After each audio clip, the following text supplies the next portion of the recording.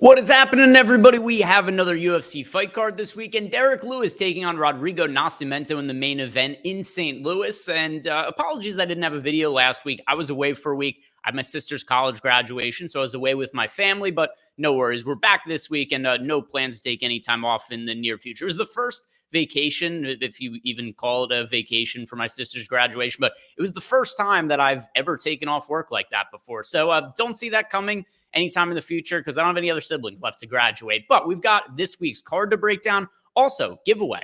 Last card, which was 2 weeks ago, I did a giveaway for guess which fighter would score the most fantasy points as a punt option, and I would give one free OddsShopper subscription away to a person who gets the answer correct. Only one person got the right answer. It was Jeffrey Outlaw, 7233 was his YouTube handle. He got Chris Padilla, and Padilla was very low owned on that card, so that ended up being a very, very good pick by him. Jeffrey Outlaw, DM me on Twitter, and I can get you set up with a free OddsShopper subscription. One other piece of information here to give to you guys. If you want to sign up for any of the packages that we have at Stokastic.com and use our MMA tools, links for that below in the description box. But let's get to it. And if you haven't done yet, like the video, subscribe to the YouTube channel.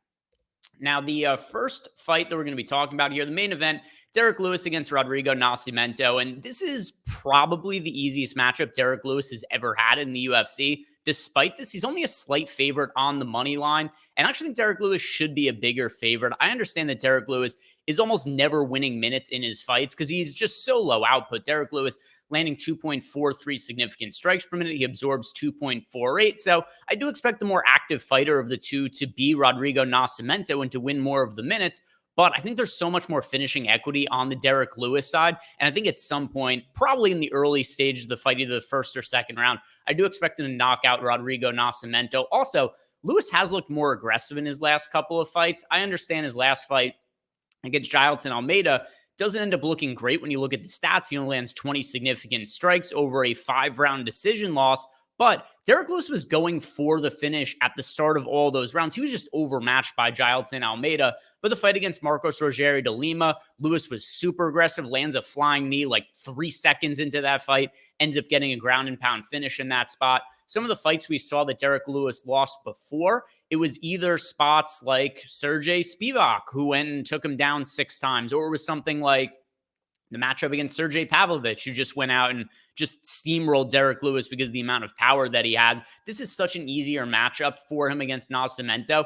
And you can make a case that Nascimento should be on a 3-fight losing streak right now. He had a very close decision against Dontel Mays that went the way of Nascimento. You could have made a case for Mays. And then before that, he had split decision wins over Tanner Boser as well as Ilir Latifi. And I think you could have made good case he lost those fights as well. I do think the UFC was trying to book the easiest possible reasonable matchup they could make for Derek Lewis to get him back in the win column. And I am also going to be picking Derek Lewis to win. I'm getting a good amount of exposure to him. There isn't that many high upside fighters in the mid-range, which is why I'm really prioritizing Lewis. This isn't a main event that we necessarily have to target, but just Derek Lewis, one of my favorite mid-range fighters to get to on the slate. I don't have that much exposure to Nascimento. This could look dumb if Nascimento comes out with a wrestling-heavy game plan, but he didn't do it in his last fight against Dontel Mays. I don't really expect him to do it against Derek Lewis. So I think Lewis wins by KO in either the first or second round. He's not expected to be too popular. Ownership right around 30%, and he's in a little bit more than half my lineups right now. Co-main event, and this is a fight that has a lot of really, really fun fights this card where I think they should be action-packed, there should be a finish involved, and this is one of them. Nursultan Rozboev taking on Joaquim Buckley, and Buckley is somebody who's from the St. Louis area. He actually called to be in the main event of this fight after he won his last fight, and they weren't quite able to do that for him, but they did find him a fight to put him in the co-main event. Rozboev did cut down to 170 pounds, which was a concern for me because he's massive. He is 6'5". You don't see very many 170 pounders that are that kind of height, but he looked good on the scales today, which gave me a little bit more confidence in him as a punt play. And Rozboev, he's fought very low level of competition, but he's a very, very potent finisher. He's got power in his feet. He's got some grappling ability. And I think he's very live to knock out a chinny Buckley in the first round. We've seen Buckley finish numerous times in the UFC. He got KO'd by Chris Curtis. He got KO'd by Alessio Di Chirico. And then, of course, was KO'd in his debut against Kevin Holland. So we've already seen him get knocked out 3 times in the UFC. I think Rozboev is very live to do that in the first round. However, If Rozboev is not able to get Buckley out of there in the first round, I do think we could see Buckley take over in the second and third rounds, in particular with his wrestling and grappling. I actually do think it's kind of interesting to take a look at some of the late submission props by Buckley. They're pretty wide numbers, and I do think that that is a good path for him to find a victory if he's able to survive the first round. But due to the pricing for DFS purposes, I am getting to Rozboev. He is projected for 30% ownership. I have him in 37% of my lineups. He's one of those cheap fighters. There's a lot of upside. Buckley also somebody's landing in 25% of my lineups. But due to the pricing in a fight that I do think is pretty close to 50-50, give me Rozboev at the cheaper price point. Next fight that we have here, it is Alonzo Mensafield against Carlos Olberg. And as far as Olberg goes, he does land 7.29 significant strikes per minute, but it's a little bit misleading because we've often seen Olberg very aggressive in the early stages of his fights, and oftentimes he'll get quick first-round finishes. But in his fights that get extended, his output ends up being quite a bit lower. So, for example, his last fight ended up being a submission win over Da Un Jung. So it was a fight that nearly went the distance. We saw him fight all but 11 seconds of the fight, and he only lands 81 significant strikes. You see some of his other fights that were stretched out. The win over Fabio Sharon, he only lands 66 significant strikes in that. So the point that I'm making here is I do think this fight probably has a little bit less upside than what some of the striking numbers might appear to show. And that's one of the reasons why there's a lot of pay-up options that I'm liking for this card with a lot of finishing equity. Olberg is one who will be in my lineups, but I do think I'm going to ultimately end up wanting to be a little bit underweight to the field. My first run of lineups, I do have him in 30% of my lineups. I'm expecting to finish a little bit closer to 20% on Olberg, so I could be underweight to the field to him and prioritize some of the other pay-up options that I do think have more finishing equity. As far as Alonzo Mensafield, he's worth some shots as a punt play, but not a real priority. I have him in 16% of my lineups. Not something I'm really looking to change all that much. Where this fight could get interesting is if Mensafield goes and tries to shoot for takedowns. We haven't really seen Olberg tested all that much in the wrestling and grappling department, but Menafield's typically somebody who doesn't have the best cardio. We haven't always seen him be the most aggressive in the wrestling department, and he does typically tend to be pretty cautious with how he manages his cardio. So I think it's going to be a striking-based affair that Carlos Olberg probably wins by decision, maybe a late finish, but other pay-up options I prefer to Olberg. Next fight here is Diego Ferreira against Mateusz Raunbecki. And in this fight, there was a point in time where I think you could have made a case for Diego Ferreira, but he's 39 years old. He's going to be turning 40 next year. And Raunbecki is just the younger fighter who's got a lot more left in the tank at this point. And then also Raunbecki, really well-rounded fighter. He brings a lot of power to the table, a lot of output. He lands 5.31 significant strikes per minute. He lands 4.16 takedowns. I don't expect him to look for takedowns in this fight because I do think that Ferreira is the better grappler of the two. And if this fight does play out on the feet, I think this should be a KO win for Raunbecki. And if we were to see Ferreira get this fight to the mat, then he would be live as an underdog. But here's the issue. To this point, Raunbecki is shown to be fairly difficult to take down. And for his career, we've only seen Ferreira land 0.71 takedowns per 15 minutes. And in his recent fights, that's just not something we've seen him do. The last time we saw him land a takedown was in 2020 against Anthony Pettis. So it's been 4 years since Ferreira last landed a takedown in the UFC. That's going to make it hard for me to project that. So Raunbecki by KO, that's the way that I'm looking at this fight to go. He's a pay-up option I also like quite a bit. He is currently in 37% of my lineups, and that number could go up a little bit more as I reduce some of my exposure to Carlos Olberg and then get some other pay-up options into more of my lineups. The next fight that we have on the card, and if you guys haven't done yet, do me a favor, like the video and subscribe to the YouTube channel. This is one that I have less interest in. Alex Caceres against Sean Woodson. I'm picking Sean Woodson to win. I'm picking him to win by decision. The problem, though, is I do think this fight is going to take place on the feet. There are a lot of fights that I'm expecting to finish inside the distance, and this isn't one of them. I think Sean Woodson wins based on volume on the feet. He lands 5.4 significant strikes per minute to the 4.16 that Alex Caceres lands. Sean Woodson's also been making a lot of improvements in his recent fights. I think he's looked really good in his last couple of fights here. The fight against Dennis Buzukja. Buzukja is a very low-level fighter that probably doesn't belong in the UFC, but it was good to see Woodson mix some takedowns in there. And then his last fight against Charles Jourdain, once again, he was able to land a takedown in that fight. He also outstruck a pretty dangerous Charles Jourdain. It was the best win that we've seen of Sean Woodson's career. Now he's getting another not really step up, but probably a comparable fight to the one against Jourdain. And I do think Woodson ends up winning the fight, but because I think it goes to decision and Woodson also has a little bit of a price tag to him, there's other fighters I prefer to roster. This is one of the more interesting fights we have on the card. Robles Despain against Waldo Cortez Acosta. We have very little information on Despain. He is 5-0 overall in his MMA career. Look at his average fight time. 18 seconds. 18 seconds is the average fight time for this guy. We have no clue what he looks like when he fights deeper into fights. He's also not all that young. He is a 36-year-old heavyweight who has 5 career fights and has an average fight time of 18 seconds.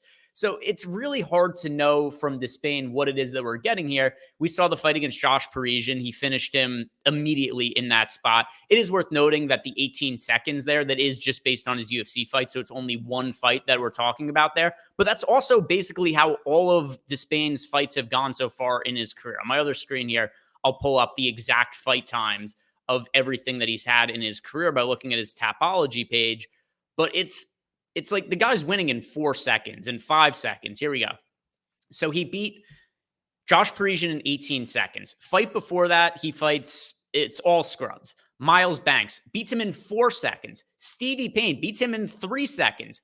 Travis Gregoire, he beats him in 12 seconds. And then his MMA debut fight, he takes on a guy named Katuna Molumba. He beat him in 4 minutes and 54 seconds. That's by far the longest fight of his career. So we really have no clue what Despain is going to look like outside the first round. And the sportsbooks have actually been a little bit more cautious pricing this fight than we typically see. A lot of times when you see some of these hyped fighters that are coming up and they're just killing people, they've got that death touch where people are just dying every time they make contact with them. We'll see some of these fighters be like minus 300, minus 400 favorites. That's not the case with Despain. He's right around a minus 200 favorite. And I think it's hard to consider him more likely to win than what the betting odds suggest, just because we have so little information on Despain, just based on what we've seen. And I also don't rate Waldo Cortez Acosta all that well. It's going to be the toughest fight of Despain's career, but it's because he's so inexperienced. I'm going to pick Despain to win by first round finish. And I think he's a great payout option at 9,000. The problem, though, is if this fight does get past the first round, we have no clue what he looks like. And I think we have to consider Waldo Cortez Acosta very live in that kind of scenario. For a betting purpose, I think it's very interesting to keep an eye on what the output of Despain looks like if the fight gets extended. Because if he is starting to slow down at the end of the first round, but he wins it, I think that Waldo Cortez Acosta becomes a pretty interesting live betting option. I'm picking Despain to win. I'm going to pick him to win by first round KO. I don't want to totally write off Waldo Cortez Acosta either for a couple of reasons. Number one, the cardio concerns that we just have no data on with Despain that I brought up before. But also, Despain is projected for 48% ownership. And I do have him at about 40% of my lineups right now. But there is leverage to be had by playing Waldo Cortez Acosta, who I currently have in just under 20% of my lineups. But I don't mind boosting him a little bit in our data so that he'll show up in more of my lineups, just so I have that leverage in the off chance that Despain ends up being a fraud and somebody who can't fight past the first round. But I don't think this is the spot where we do see Despain get tested. So pick him to win by first round KO, and he is my preferred option of this fight. If you're only playing one lineup, I would say play Despain and don't play Waldo Cortez Acosta in that scenario. The next fight on the card, it is... we got some absolute bangers here. So these 3 fights, Waldo Cortez Acosta versus Despain, Hooper versus Borchev, and then McKenna against Rybovic. These are all very, very high priority fights to target in GPPs that have a ton of variance involved in them. So Chase Hooper against Vyacheslav Borchev is the most extreme wrestler versus striker matchup that you were ever going to see. Where if this fight ends up taking place on the ground, Chase Hooper might win in an instant. However, every single second this fight is taking place on the feet, Borchev is very live to knock out Chase Hooper, which I think is the more likely outcome of the two. Chase Hooper is not the best wrestler in the world. He only has a 22% takedown accuracy, and we've seen him in some of these fights where he's had a big wrestling and grappling advantage, and he simply has not been able to get the fight to the mat in some of these spots.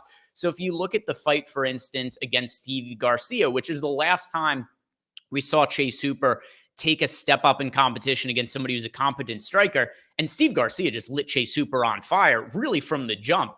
Steve Garcia, the fight lasts 1 minute and 32 seconds. Steve Garcia lands 3 knockdowns and gets a finish. And Borchev would destroy Steve Garcia on the feet if these two fought each other. So, I mean, if Chase Hooper is able to land the takedown, Borchev is some of the worst takedown defense I've ever seen in my life. He only defends takedowns at a 36% clip. And then if you look at some of the fights that he's had, he was taken down 4 times by Sadikov. He got a matchup against a striker in Mahash Tate, and he landed 3 knockdowns in that fight and ends up getting a second-round finish, but taken down 9 times by Mike Davis. He was taken down 11 times by Mark Jacasey. So it's such a contrast of styles matchup here where Borchev, to this point in his career, has shown no ability to defend takedowns. Chase Hooper is not really able to land takedowns himself and also has no striking on the feet. Whoever ends up winning is going to put up a big DraftKings score. Because if Chase Hooper is able to land takedowns, he's going to dominate this fight. If he's not, Borchev is going to dominate the fight. There's going to be a big score in this fight. I want a ton of exposure to both sides. I'm picking Borchev to win. I have him in 47% of my lineups right now, whereas Chase Hooper is in 28%. So I have this fight overall in about 75% of my lineups, and I don't even mind having that closer to 90% by the time we get to the start of the fight. But this is a very, very high priority fight to be targeting, as is the next one, where we've got Terrence McKinney taking on Esteban Ribovitz, because Terrence McKinney fights balls to the wall for the first 4 or 5 minutes of the fight, but that's all he's got as far as cardio goes. So what happens with Terrence McKinney is he either wins in the first couple minutes of the fight, or he doesn't, he gets finished himself. So here are all of his fights so far in the UFC. Fights, even on the Contender Series, against Sean Woodson, McKinney lands a couple of takedowns, isn't able to get the finish. He gets finished in the second round. Fights Matt Frevola, wins in 7 seconds. Fights Faraz Zayem, wins that fight in 2 minutes, is able to get a top position, ends up submitting Faraz Zayem. Then he fights Drew Dober, another one. McKinney finds a lot of early success against Drew Dober, drops him about a minute into the fight, and then gasses out. Drew Dober is able to finish him a couple minutes later. Finishes Eric Gonzalez in 2 minutes. Against Ismael Bonfim, McKinney's not able to get the early finish. He gets finished in the second round. Same deal against Sadikov. And then his last couple of fights against Brandon Marotte, Mike Breeden, 2 very, very low-level opponents. We saw him get finishes in 1 minute and 25 seconds as well as 20 seconds. So this is another little bit of a step up in competition for McKinney. I'm never going to write off his possibility to get an early finish, but I think the most likely outcome here is that Ribovitz is able to withstand the early onslaught of McKinney because he has proven to be durable throughout his career. And if that does end up being the case, I think we do end up seeing Ribovitz win either late in the first round or in the second round. The only time we've seen him lose in the UFC or in his career at all was in this fight against Loic Rozboev. And even in that one, Ribovitz was the one who landed a knockdown in that fight. And then it ended up being Rozboev who landed 11 takedowns to get the win. So we haven't really seen Ribovitz's chin tested, or it seemed to be all that much of an issue. Really, it's just, is this going to be a scenario where McKinney's able to land an early takedown and get a submission? It's possible, but I'm going to side more so on the Ribovitz side. I currently have him in 48% of my lineups and then 38% of Terrence McKinney. So just like with the Borchev and Chase Hooper fight, I'm getting a ton of exposure to this one with it being in 86% of my lineups right here. And then because we've got a couple of fights we're targeting really heavily, we've got some fights that are going to be lesser priorities, like Tabitha Ricci taking on Tecia Torres, now Tecia Pennington, but formerly Tecia Torres. I have some concerns with Pennington in this matchup. On paper, this is a poor matchup for her style just in general. She only defends takedowns at a 61% clip when Ricci wins her fights. She's landing takedowns. She's holding top position. That's how she wins. On paper, that's how this fight should play out. And then in addition to that, we haven't seen Tecia Torres fight in 2 years. Her last fight was a loss to Mackenzie Dern, which she arguably won, but that fight took place a little bit over 2 years ago, April 9th, 2022. And then what happens? Tecia Torres, she gets married to Raquel Pennington. They have a child, so she gets pregnant. So we don't know exactly how she's going to look physically now that she's a little bit older. 2-year layoff, also gave birth to a child. The betting line is still fairly tight. There's been a good amount of line movement in favor of Ricci, but I still think you can make a strong case for betting Ricci even at the current money line. I'm going to be betting it. So I'm taking Ricci to win the fight, taking her to win over Tecia Torres / Tecia Pennington. The problem, though, is that there are so many fights that are live to finish on this card, and this isn't one of them for me. So it's not one I have a lot of interest in for DFS. Billy Goff against Trey Waters, and Billy Goff is one of the most popular underdogs on the slate. We have him projected for north of 30% ownership, 34% here in the contest generator.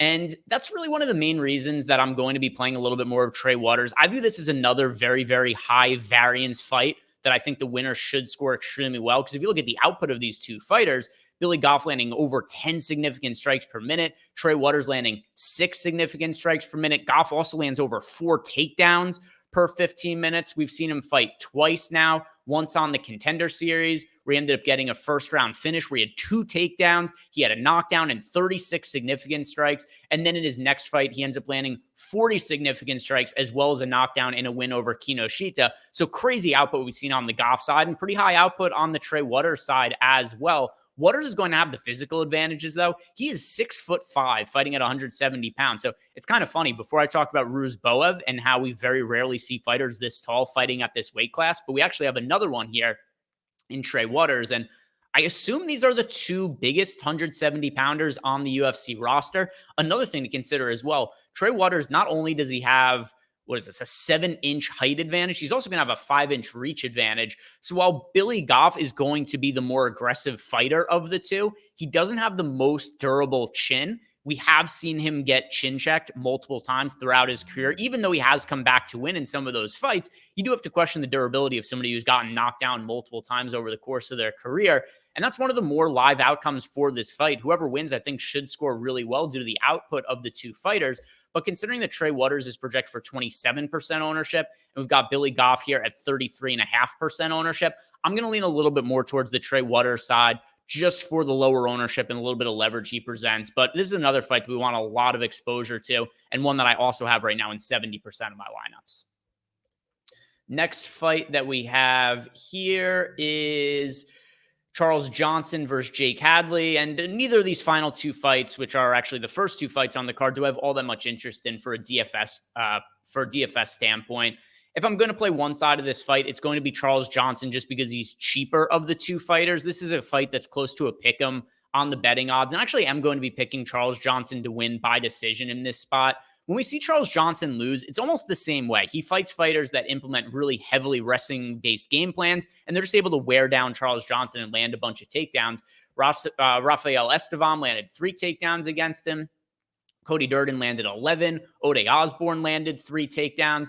Azat Maxim looked really good early. He landed a knockdown like 20 seconds into the fight against Charles Johnson, but then Maxim just fatigued and wasn't able to keep up the wrestling pace in that spot, which is why Charles Johnson took over in the 2nd and 3rd rounds and ended up coming back to win the fight after getting hurt really bad in the 1st round. The problem I have with Jake Hadley is he doesn't land takedowns. 0.32 takedowns landed per 15 minutes. If you look at his UFC career, the only time we've seen him land a takedown was against Mitch Raposo on the Contender Series. In his actual UFC fights, he's never landed a takedown. He was taken down twice by Alan Nascimento, doesn't land any takedowns. Taken down once by Carlos Candelario, doesn't land any takedowns of his own. And then in his last fight, as a favorite, he gets taken down 4 times by Cody Durden. So if we don't expect him to land takedowns against Charles Johnson's a better striker of the two, and I think he would have success in that department. So to me, for Hadley to find success, he's really going to have to level up his wrestling game. We just haven't seen it to this point. So I think Charles Johnson wins. I think he wins by decision, but he's really a low priority play for me just because there are so many other fighters on this card that we've talked about that I think should end up winning by finish. And then finally, J.J. Aldrich against Veronica Hardy, another fight that I just have no interest in. This fight should also go to the judges' scorecards. Neither of these fighters fight at a particularly high pace. I also don't expect either of them to be landing takedowns in this spot. Hardy has looked much better since marrying Dan Hardy and also taking a 3-year layoff to improve her skills. She also briefly retired due to concussion issues. So she's come back looking better than ever, but it hasn't led to the best DraftKings scores. And it's because she lands strikes at such a low rate. If you look at her career, the most strikes she's ever landed in a fight was 93 significant strikes against Bea Malecki, and she lost that fight by decision. So then you look at some of the other fights, like her last time out, Jamie Lynn Horth, it ended up being a split decision. I thought it was a pretty clear win for Veronica Hardy, but still, if you look at the stats, you could see how judges might just see it as being even. They're in the exact same amount of takedowns and significant strikes. And JJ Hardy also tends to fight at fairly low paces. So I think the fight goes to the judges' scorecards. I'll pick Hardy to win by decision, but it's not a fight I really have any exposure to. I don't have either of these fighters in any meaningful amount of my lineup. So it'll be maybe I'll have 1 or 2% of them, but most likely it'll be next to nothing. So that is going to do it for us today, guys. If you haven't done yet, one more time, like the video, subscribe to the YouTube channel, and also leave a comment below. Let me know, for this card, who do you think is going to be the highest scoring fighter on the entire card? We'll do the same deal. We'll do a giveaway. Whoever guesses the fighter to score the most fantasy points, and there's a lot of good options on this card. All the people that get the answer right, I'll put you guys in a pool together, randomly select somebody for a free Odd Shopper subscription. So that's going to do it for me, guys. Thank you very much for watching. We'll be back next week for another card. Until then, have a great weekend. We'll see you here next week. Peace out.